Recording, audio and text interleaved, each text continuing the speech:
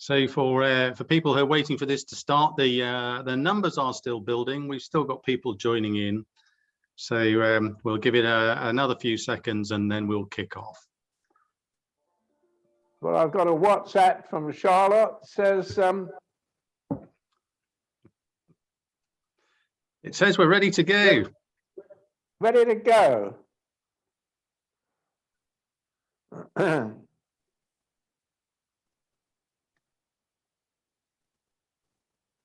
Good. Well, ladies and gentlemen, as you've heard, Colin's ready. I'm ready, and those of you that have already joined in are ready. So, so we will start. And you know, what a great event this is. We've got a one of the club's better known members, it has to be said. We're here to celebrate the centenary of Flight Lieutenant Colin Bell, who you can see on screen now. And of course, it's only a couple of years, 3 years since we were celebrating the centenary of the club. So, and it's great that so many of you have signed up to listen to this, an opportunity not to be missed. Some people are telling me they've got no sound. Is that true for everyone? Anyway, you can hear me, can't you, Di? Okay, we're good. Yeah. We're good. Great. So the sound is getting through. That's excellent. Well, Colin, your audience ranges from 4-star downwards, and the great and the good, the great, the not so good, the good and the not so great, and but we are all members of the club, and that's what this is all about. And it's wonderful to see you looking so fit and well. And just to remind people, this is the end of, it's not yet a week since Colin celebrated his 100th birthday, which is fantastic. And it's a date I'll always remember, Colin, because we had a new granddaughter a few hours before you turned 100. And so when she is addressing the Royal Air Force and Space Club at her centenary, it'll be 2121. So you go back a long way, 100 years. It is fantastic, and I know there will be people wanting to know the secret of your success, but how far back can you actually remember? Well, in point of fact, Di, I can go back to 2 years old. 2 years. Why do I remember it? Well, it was all due to my father. My father was a bit paranoid about cancer, and he, as soon as anything occurred on his skin or whatever, he'd go into hospital to have it examined and checked out. And at the age of 2, he was in hospital. I think he was in at Bart's, and I was taken along to visit him because he was in bed in Bart's, and I went sailing in with my mother. And as I walked down between the various cubicles that were all sort of curtained off, one curtain was open. There was an old gentleman there that said to me, "Little boy, would you like some of my grapes?" And well, of course, I said yes. I've been saying yes all my life to anybody that offered me anything. And so yes, so I remember that. Fast forward from the age of about 2, I don't think I can remember anything very much until I was about 7. About 7, I suppose I was a bit of a Just William character, and I used to go roller skating around all over the place, and I used to suffer terribly. I've got scars on my knees. 98 years after, well, no, not 98, 92 or 3 years after the event, where I sort of fell down on gravel, and my mother, my lovely mother, used to wash out the gravel, and having done that, she used to pour iodine in the holes. And I remember that very clearly too. Very painful experience. So there we are, so age 7. What happened after that? Well, moving forward, Di, I used to go with my father to Hendon Aerodrome, as it then was, before it became a museum. And I used to watch, they were called pageants, and I used to watch little biplanes flying around all over the place, and it was all very exciting. And I always hoped that one day I would be a pilot, but I didn't imagine it ever would be. But I was wrong, wasn't I?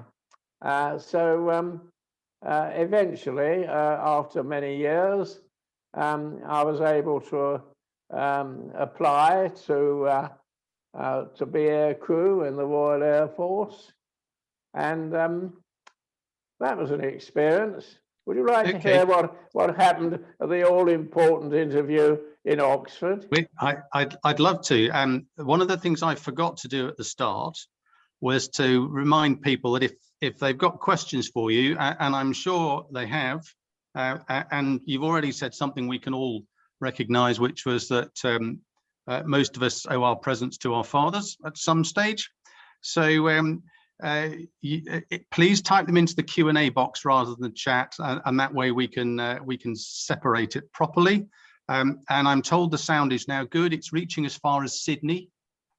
So Sydney, Australia, and I think it's also going over to the States, Colin. So you've gone global. Well done. So okay, so schooling, did you study anything notable? Were you a good schoolboy, or were you sort of slightly naughty, which is what I think most people are expecting you to say? No, I went sailing up to Oxford to the all-important interview, and I don't think they were very much impressed by me, because remember, this was at a time when I suppose for every opportunity to be aircrew, there were probably, for every one opportunity, there were probably 100 applicants. So they could afford to be very picky. And so, as I say, I don't think I was doing particularly well. And I could feel the chill in the room, and which is a pity, really. But there was an engineering officer there, a wing commander, and I think he thought he'd get rid of me. So he said, you tell me that you can strip down a motorcycle engine and put it back together again. And I said, yes, I have done it, sir. Oh, well, then, he said, in that case, smiling on either side of him, in that case, you'll have no trouble in telling me how fast the camshaft runs in relation to the crankshaft. Well, I just knew the answer, so I said half time, which surprised him and surprised, I think, the rest of the room. And everything warmed up, and I was in, which was quite delightful. You might be amused to know that on one occasion, well after the war, I went down to Brighton with a lot of Hells Angels and a lot of interesting motorcycles. I've always been interested in motorcycles. And I was admiring this Kawasaki, and this Hells Angels chap came up to me and said, well, what are you doing? And I said, well, I was just admiring your motorcycle. I said, all right. So I said, do you maintain it? Yes, he said. So I said, in that case, you'll have no trouble in telling me how fast the camshaft runs in relation to the crankshaft. And he looked at me and invited me to do quite unspeakable and impossible contortions, and so that was that. But it did tell me one thing, that he didn't know the answer. However, well, that's marvelous, Colin. And the good news is that your fame is also at the moment reaching Cape Town and Cyprus. You're reaching Cape Town and Cyprus, as well as Sydney and all over the States and other bits of Europe as well. So that's fantastic. And 215 people aboard now. So so you went through the selection centre, and then what? You obviously had to go and do a bit of unpleasant training. Yes, well, I went up to a place called Scarborough, ITW Scarborough, and that was an experience. They made you fit. I thought I was fit when I went up to Scarborough, but there was a horrid little man, a PT instructor, that was determined to make us all much fitter than we were. And he always used to wake us up in the morning, and he used to say, wakey, wakey, rise and shine. And then he used to follow it up by saying, and hands off your, well, we won't say that, hands off and on with your socks, you see. And, and I leave you to decide what the intervening bits and pieces were. But anyway, I was up at Scarborough for about 5 or 6 weeks, and then I got sent out to the States for training. And you may ask, why did I get sent out to the States?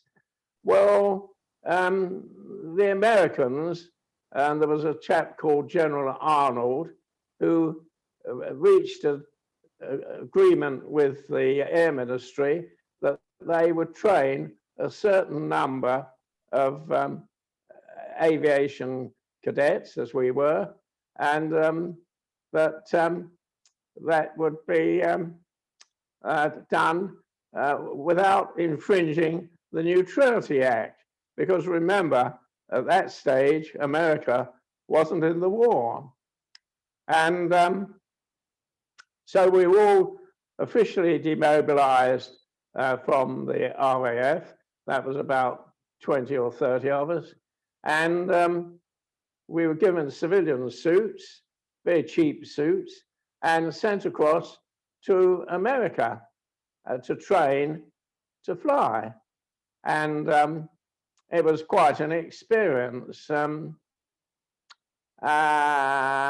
Americans have a strange system of training which incorporates the West Point Code. Have you ever heard of the West Point Code, Di? I know it involved eating in straight lines, Colin, but apart from that, no. Over to you. Well, the West Point Code provides that if you break any of the rules, it's incumbent on you to report yourself to authority. And if you don't report yourself to authority, it's incumbent on your mates to report you. Snitching. Now, this was absolutely, well, it was amazing. I mean, British chaps don't do this. So this was one perfect example of how the rules and regulations over there were so very different to this country. But they had a wonderful training system, and I learned a great deal while I was out there. And when I'd finished at the primary school, which was in Lakeland, Florida, I moved up to the intermediate school, which was in Macon, Georgia. And then from there, I moved across to a godforsaken place called Dothan in Alabama. And I was in Dothan, Alabama until I graduated and got American wings. And that halted my movements for the time being. Okay, so did you, let me ask you about the food, Colin, because there's been one question about the way you've maintained the different speeds between camshaft and crankshaft throughout your life. Did you like the American food? Did it give you a taste for those things for the rest of your life? Or have you got over it? Yes, I suppose that's true. But if I could go on from the time that I graduated and got my American wings, this was just about the time of Pearl Harbor, and the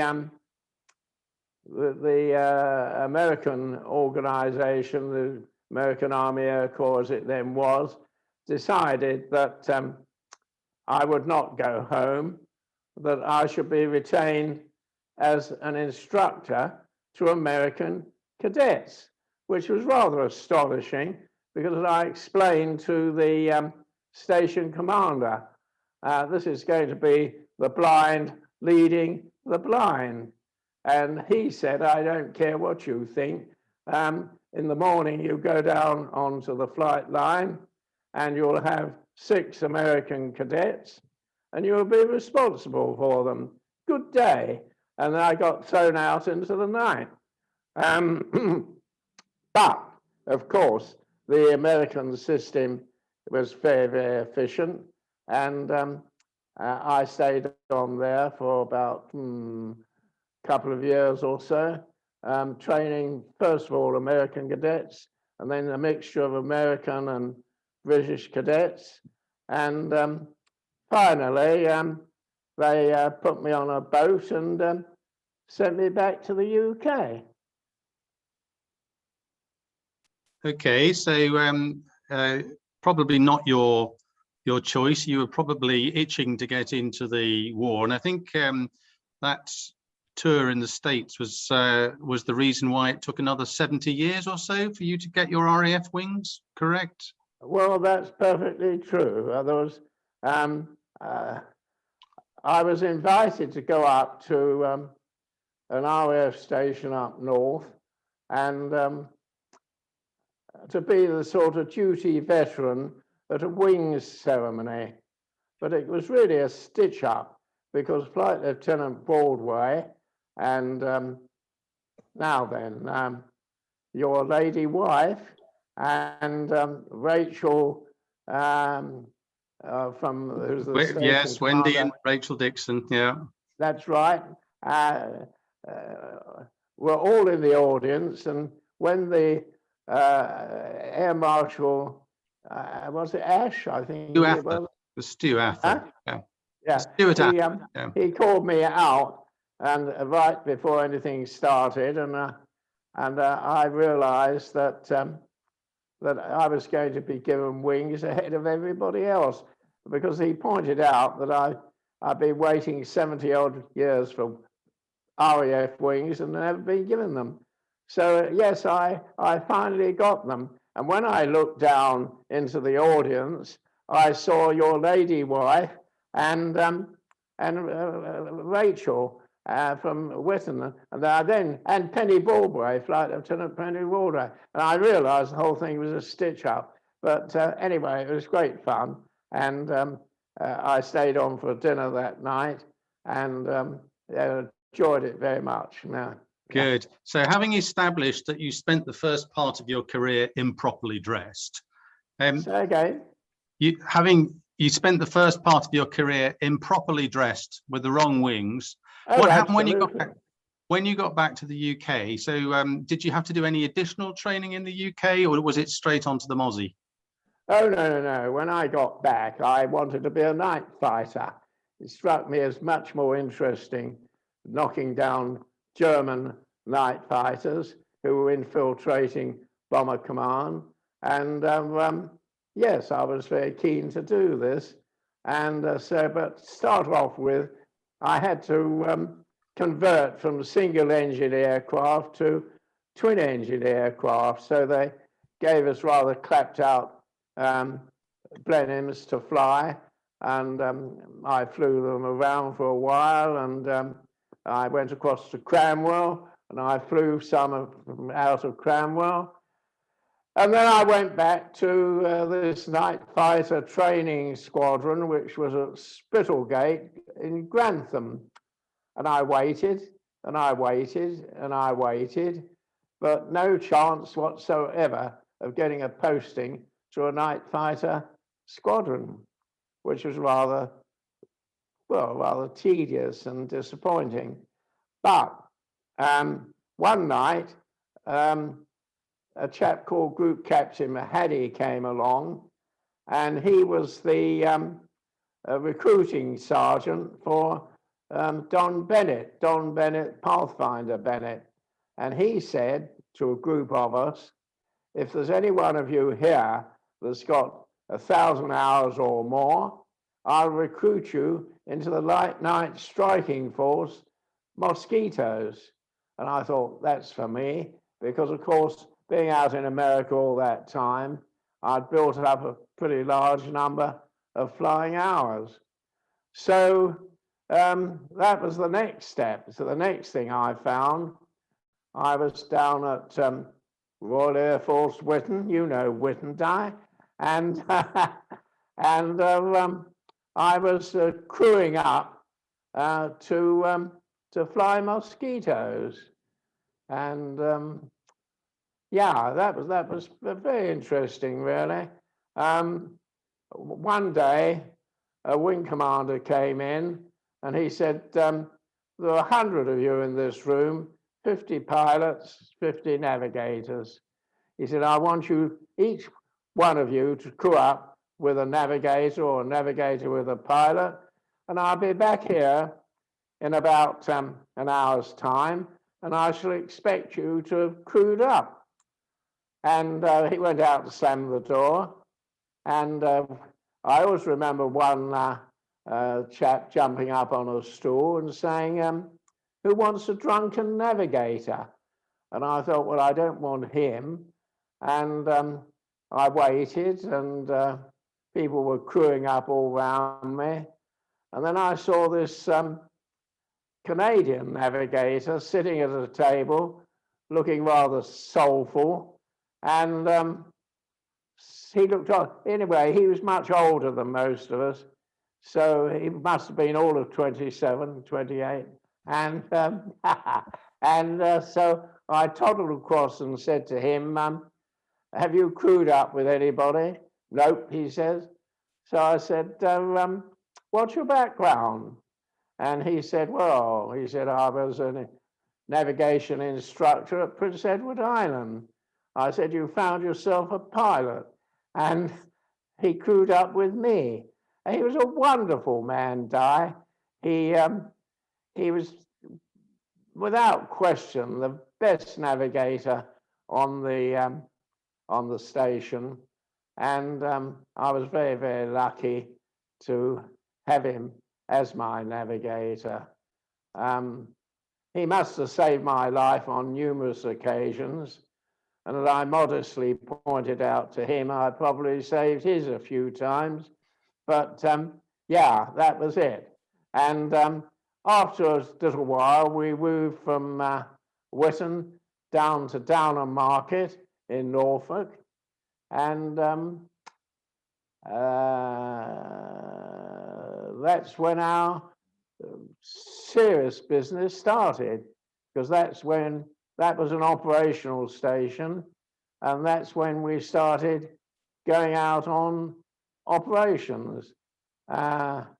Okay, so you would have been very much an elite crew, with you as a flying instructor and Doug as a navigation instructor. You probably had more experience than most other crews at that stage. I think that's probably true, Di. It's just the luck of the draw. Well, not entirely, because I'd grabbed Doug, and but as I say, we were pretty experienced, and that was a great asset. How much mosquito time did you have before you started flying operations? Was there a long course, or was it? About 2 hours. I was checked out by some squadron leader. He jumped into the with a sort of dual control mosquito, and he took the thing round in a circuit and bump once, and he said, "Now then, you've seen how it's done. Now you take it round." And I took it round and landed it. And he said, "That's all right. You're okay. You're checked out." And that was it.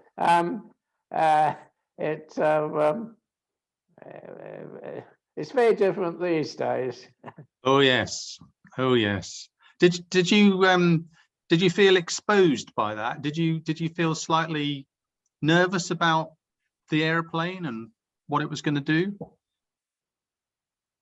I don't think that I felt nervous. I just concentrated on flying this exceedingly powerful and responsive aircraft. It only had one vice, and that was on takeoff because of the enormous torque and pressure on the port wheel as you were taking off. It had a tendency to pull away on the left, pull away to port, and you had to watch out for that. If you didn't watch out for that, you could be in real trouble. But no, I just concentrated on flying this magnificent aircraft. I mean, later on, after the war, I was fortunate enough to be given a flight in a Spitfire down at Goodwood. And when I'd landed, somebody said to me inevitably, "How does this compare with a Mosquito?" And I said, "Well," I said, "there's nothing that the Spitfire can do that the Mosquito can't do. And the Mosquito has the benefit of 2 Spitfire engines. So as far as I'm concerned, the Mosquito's got my vote." Excellent.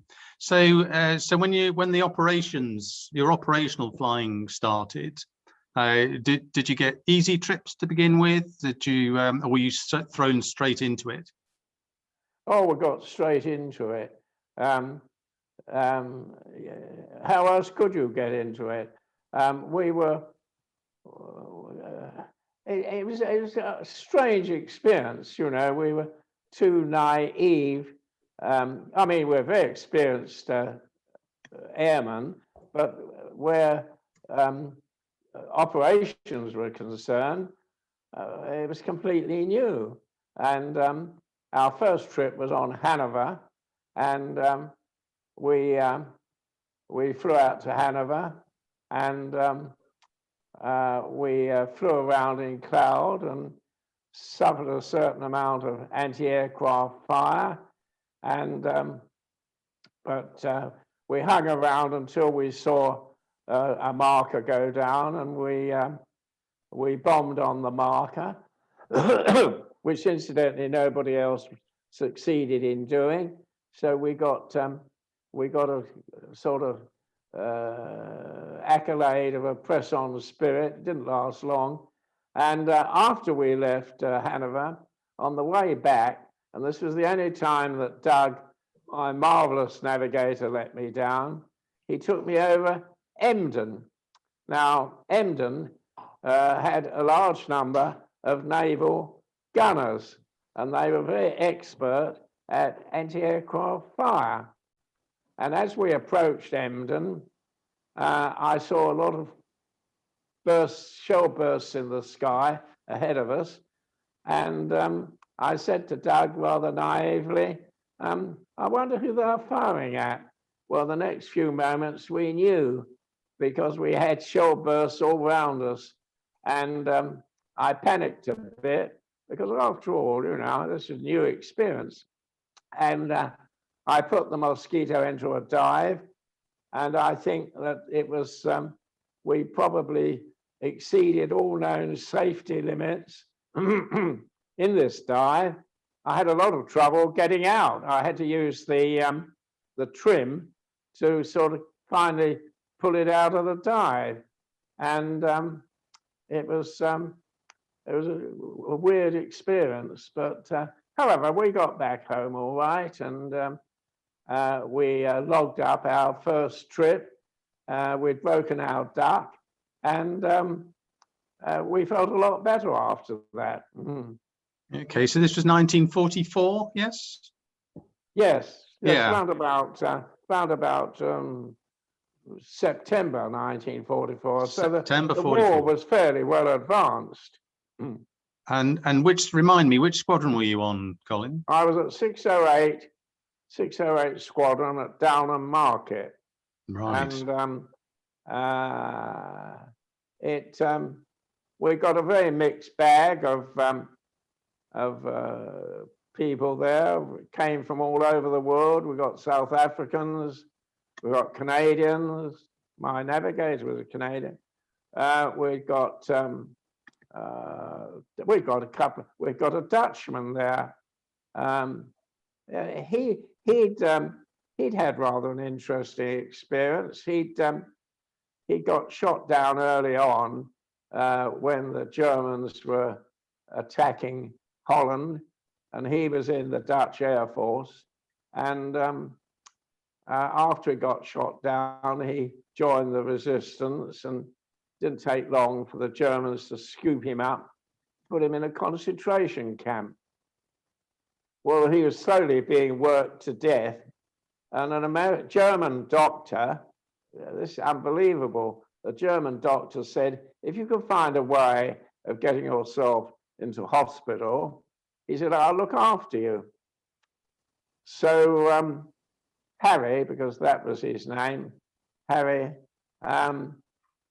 waited till one day when he was working on the railway lines, and as a truck came along, he put his foot under the wheel of a truck. So he lost all his toes, and that got him into hospital. After that, the German doctor looked after him, and believe it or not, got him onto an escape route out of the country. And he finally got over the Pyrenees into Spain and was brought back to this country, where he joined 608 Squadron. So that's how I know the story. Wow. Yeah, it's all relative, isn't it? The experiences people go through when the country's been invaded. Yeah. The pilots out there have a question for you. And by the way, I should tell you, I didn't mention it, but we've got Canadians on board tonight as well. Great. So, tipping the hat to Doug, which is excellent. The Mosquito on the question was about one engine, flying on one engine. I think you can beat that, but how was it on one? Flying on one engine? Yeah. Well, the Mosquito could fly almost well on one engine as it could on two. No, I'm serious.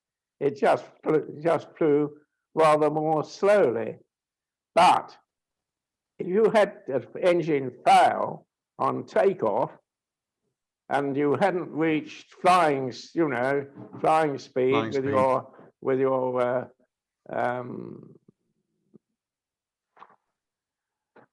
well, if you got a full load when you took off and your one engine failed with your flaps down, there was nothing you could do except to try and find somewhere safe to go in and land. And at night, in bad weather, that was pretty impossible. I always remember being on a selection board and we've got a very smart group captain who was asking candidates what they would do if their one engine failed, and these young men were coming up with the right answer. And he turned to one chap and said, "And what would you do if both engines failed?" And he said, "Sir," he said, "I would go in ahead and die like an officer and a gentleman." Okay, so but you disproved that theory, I think. Did you have What? some experience without engines at all?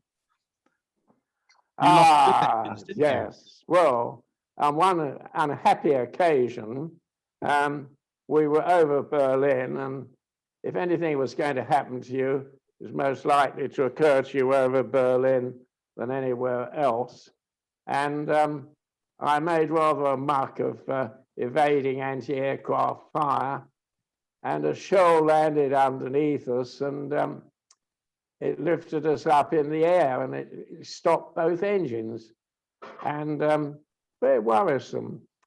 And my navigator, Doug, said to me, "Well, what do we do now?"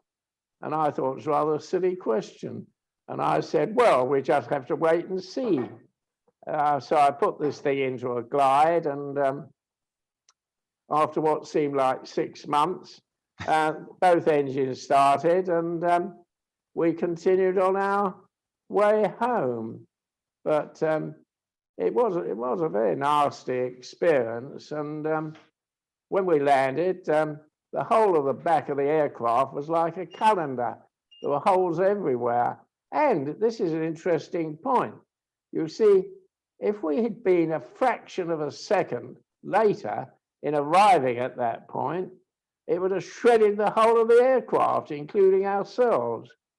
As it was, in the morning, my fitter came across to me and said, "Sir, would you like to have this piece of shrapnel that I found in your aircraft?" And I said, "Yes, it'd be a souvenir." And I said, "Where did you find it?" And he said, "Well, actually," he said, "I took it out of your parachute pack that you were sitting on." So that was thought-provoking. Even more thought-provoking was my navigator, Doug, because he had a piece of shrapnel going through the bottom of his trouser legs on the uniform and come out, if you please, through the lapel. Now, how it happened, I do not know, but it was only when he examined his flying suit that he realized that he too had suffered damage. But yeah, so that's all came about when the engine stopped. Okay, so you've talked about flying on no engines. You've talked about flying on one engine. How about landing on one wheel? Oh, that happened after the war, and I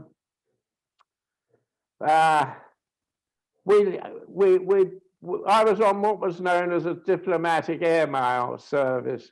I was flying out from Blackbush, and I was delivering diplomatic airmail to various embassies all over Europe. And on this occasion, I came back from Egypt, and I landed in the south of France. I think the place was called East, I think it was called. And I went into the mess and had some lunch and a drink and one thing and another. And when I came out, I was accosted by a warrant officer, and he said, "Would you give me a lift back to your home station?" And I said, "Well, I can't really do that." I said, "There are only 2 people in a Mosquito, and there's no room for you." And he said, "Well, I could go up in the bomb position in the nose."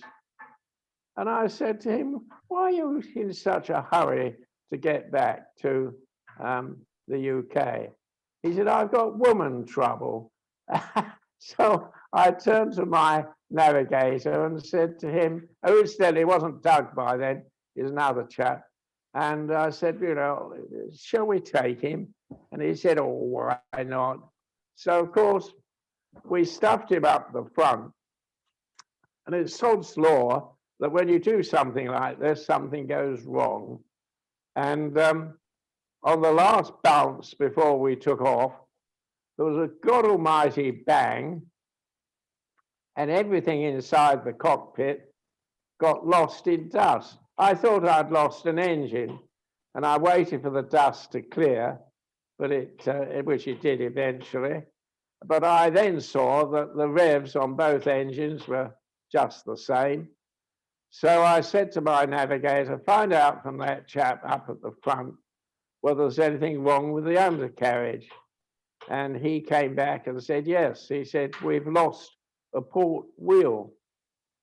Well, this was a bit tricky because the rules are that if you've lost wheels or got damaged undercarriage, you land belly up.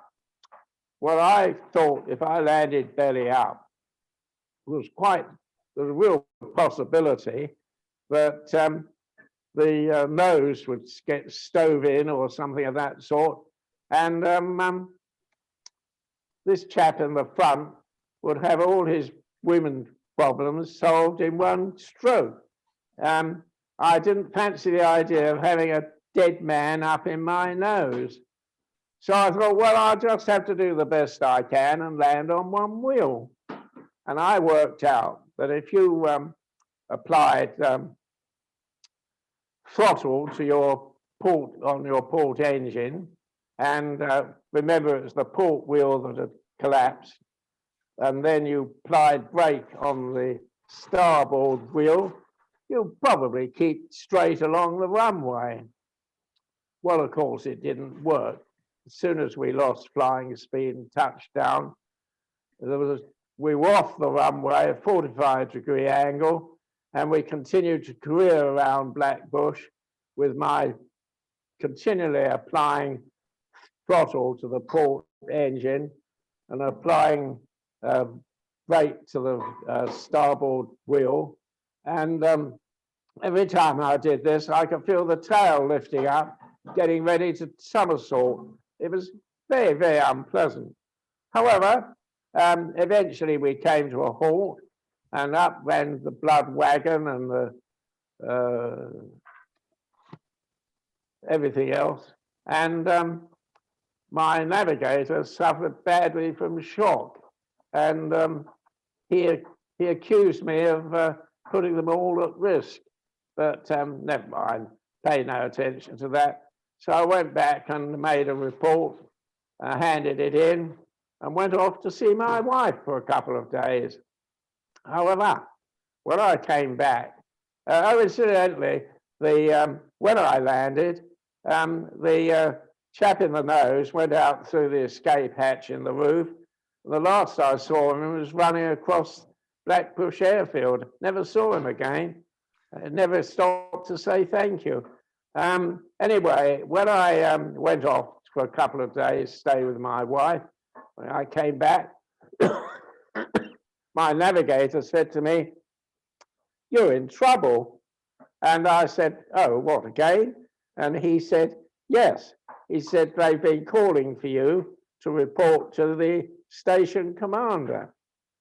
And he said, it got noisier and more disagreeable as time went on. So I said, "Oh, well, I better go up and see the old man and hear what he's got to say." So I rolled in, and he looked at me and said, "Where have you been?" And I said, "Well, I've been see my wife for a couple of days. I thought it'd take that time to repair the aircraft." Well, he said, "It might interest you to know that when the aircraft was taken into the hangar, they propped it up and they retracted and lowered the undercarriage, and there was no damage at all. So all they did was put on another wheel and it was ready to fly. And had you stayed around, you could have flown home. So I said, well, just a moment, I am home. Yes, he said, that's perfectly true. But it was ready for the next flight anyway. So he then said, why didn't you land wheels up, as you were required to do? Well, I couldn't tell him, could I? I couldn't say I'd help this unauthorised warrant officer up in the nose. So I said to him, well, sir, he said, I suppose I thought I'd get away with it. Well, he said, it's a very good thing for you that you did, because he said it was all discussed at group. And they said that if you hadn't got away with it, they would have court-martialed you. And I said to him, well, sir, if I hadn't got away with it, I don't think there'd been anybody left around to court-martial. So he said, well, that's fair enough. He said, well, usually when young men come up before me, he said they come up for a bollocking. But he said on this occasion, he said, it's my pleasure to award you a green endorsement in your logbook. So everything came out well at the end. But that was the story of landing on one wheel. A DFC and a green endorsement. That's marvellous. So let me just take you back for a moment to 608, Colin. Yeah. What was the flying rate like? I mean, clearly you weren't flying on ops every day, but what sort of pressure were you under flying wise? Well, as I remember, we did two ops on and one night off. So Okay. that was pretty, Yeah, pretty intensive. So the bomber crews were doing 30, 31 missions or thereabouts. How many were you doing? How many op missions were you doing for your tour? Well, we did 50, but let's be realistic about this, Di. The real heroes were the heavy bomber crews, because they suffered casualties far in excess of anything we suffered, because it was comparatively rare for you to get picked up by a propeller-driven pilot, a propeller-driven night fighter. If you got picked up, of course, by a jet fighter, that was a different kettle of fish. But the heavy bomber crews took an awful beating. There was a time when, if you were on a heavy bomber crew, only 1 out of 4 crews would survive a tour. The other 3 would rather be shot down or blown up. And if you think about this for a moment, supposing you're in a room with 4 other captains of aircraft, you would know that within 3 months, perhaps less, only one of you would be left alive. Now that's pretty daunting. I mean, yeah. The mosquitoes didn't suffer anything like that sort of casualty rate.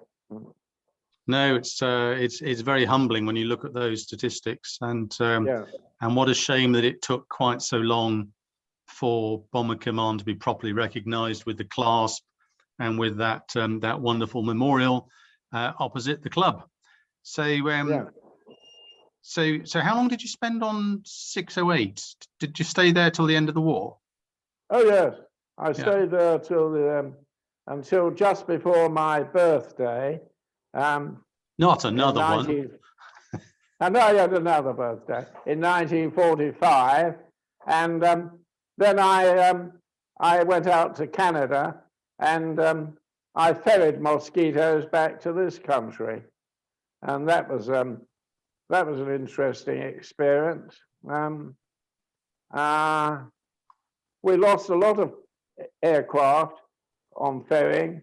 Though, in fact, I think the loss rate on ferrying was greater than on operations, which, had I known, I would have volunteered for a second tour.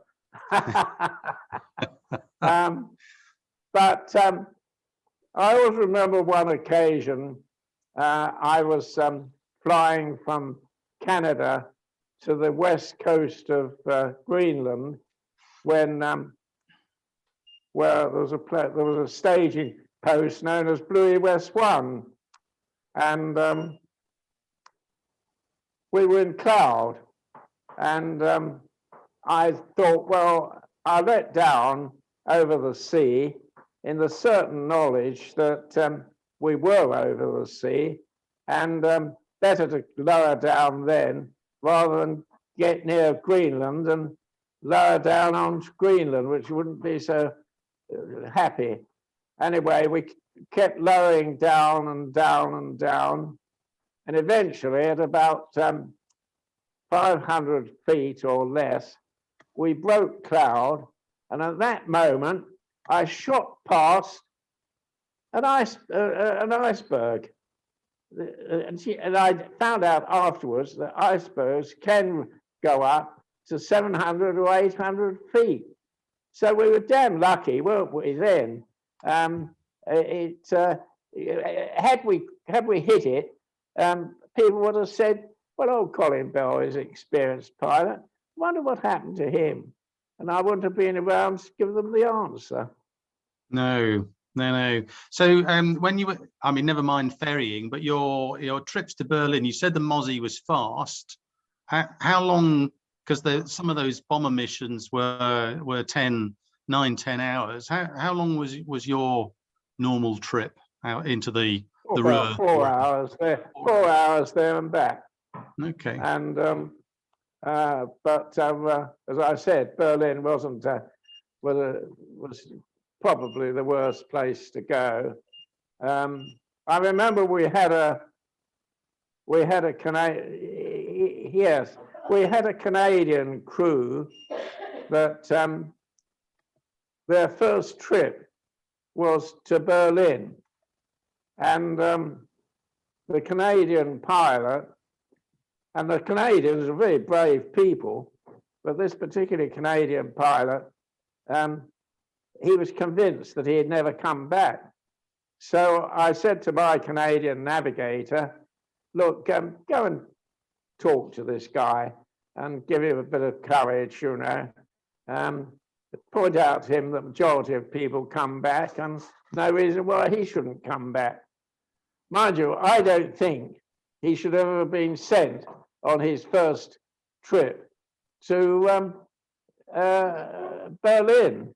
But there we are, where it was for the flight commander to decide, and he obviously decided he wanted to take him on. Well, it didn't do him any good. He kept saying to my navigator, I know I'm never going to come back from this trip, and he never did. So there we are. Sometimes I think fear can sort of bring you down. Yeah, and it's always very sad when you see the records of crews going down on their first operational mission, and many of the people on this call will, of course, remember that that wonderful presentation from John Peters, Squadron Leader John Peters, who was shot down on John Peters, who was shot down on his first mission in the Gulf. But we still have him to talk to. Yeah. So, Colin, you casually mentioned your time at Blackbush and going home to your wife. So, Kath, where did you meet her? When did you meet her? Was she? Did you meet Kath during the war or just after it? Or I knew Kath when she was about 16, and we were both working in a chartered surveyor's office, and I suppose I would have been about 18 at the time, and I was always trying to persuade her to go out with me, but she hated me, and she used to complain bitterly about me to her parents, and she used to talk about that horrible boy, and well, maybe I was, I don't know. Anyway, I never, eventually I broke her down by borrowing my father's car and getting tickets to see Gone with the Wind. Now, every girl wanted to see Gone with the Wind. So when I told her that I got tickets to go to see Gone with the Wind, which I hadn't got incidentally, and she said, "Oh, all right." So she decided she'd come along with me, and I was lucky enough to secure 2 tickets at the box office at 6 o'clock at night. Mind you, I had already approached the lady who was in the box office, and she had promised me that if I got up there by about 6, she'd have a couple of tickets for me, which there we are. So after that, things sort of turned out rather better for us. I didn't get her home until 2:30 in the morning, and her father was very cross and said, "You'll never go out with that man again, or boy." And, but there we are. It eventually, of course, I lost contact with her. She went up north to with her father because they were evacuated from Claygate, where we were working. And I, of course, got joined up with the Air Force, and I got sent out from America. But I wrote to her from America, and she was kind enough to reply. And the chap I shared the room with in America said, "Is that a letter you've got from home?" And I said, "Yes." He said, "I don't get any letters from home." He said, would you mind if I read it?" And I thought, well, that's a bit saucy. And I said, "Oh, well, there's nothing in the letter that you shouldn't read." And he read it very carefully. I remember his name. His name is Ken Arrowsmith. And he said, "If I were you, as soon as you get back home, I'd marry that girl." And I did. Well done, Colin. Well done. Oh, that's lovely. But she joined me at Downham Market and lived up there with me for the whole of my tour of operations. And I always say that if anybody deserved a medal, it was her, not me. Yeah. Wow, that must have been very difficult for her, seeing you go off flying into battle night after night after night. Remarkable, and how lucky you were that she fancied seeing Gone with the Wind. Yeah. So, yeah, quite a price to pay for a couple of tickets, though. Yeah. So, so there are a few more questions for you, Colin, and some of them we can pick up later. But I suppose one of the nice questions is the bit about the training, the people you met. What airplanes were you actually flying back then? Sorry? What airplanes were you actually flying when you were in training and training? Well, I started off with the Stearman, which was the equivalent to the Tiger Moth. But I think, with respect to the Tiger Moth, a very, very much better aircraft, for the Boeing Stearman. Very, very wonderful aircraft. And then I moved on to what was known as the Vultee 13A. And then I finished up at the Advanced Training School in Dothan, Alabama, flying the what they called the 86, but you would know it better as the Harvard. Did you like the Harvard? Oh, brilliant, brilliant, brilliant. Very, very maneuverable. You could, wonderful for aerobatics. And when I was instructing, I used to go up to about 5,000 feet and wind this thing all over the sky. And the fitters, the American fitters on the ground, I overheard one of them say, "I'd like to get little tiny lieutenant." And so when I said, "Well, if you want to, I'll give you a lift up." And then his mates all crowded around and said, "Go on, Lieutenant, give him the works, you see."